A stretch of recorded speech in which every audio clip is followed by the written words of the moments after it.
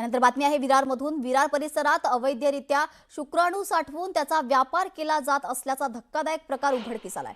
वसई विरार महानगरपालिकेच्या आरोग्य विभागानं केलेल्या कारवाईत हा प्रकार समोर आला. कोणतीही अधिकृत वैद्यकीय पात्रता किंवा शासनाची परवानगी नसतानाही दात्यांकडून मिळालेल्या शुक्राणूंची साठवणूक करून त्याची विक्री केली जात असल्याचं तपासातून स्पष्ट झालंय.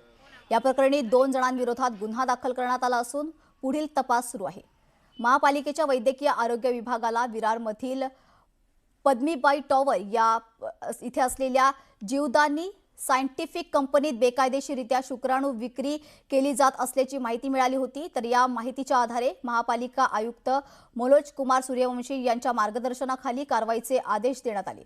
आरोग्य अधिकारी डॉक्टर भक्ती चौधरी यांनी तपासणीसाठी विशेष वैद्यकीय पथक तयार केले आणि संबंधित ठिकाणी अचानक तपासणी करण्याचा निर्णय घेतला.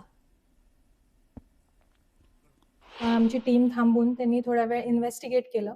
2-3 तासानंतर त्यांना इन्व्हेस्टिगेशन दरम्यान काही कागदपत्र सापडली, ज्याच्यामध्ये हे निदर्शनात आलं की इकडे काही ह्यूमन सॅम्पल्स येत आहेत.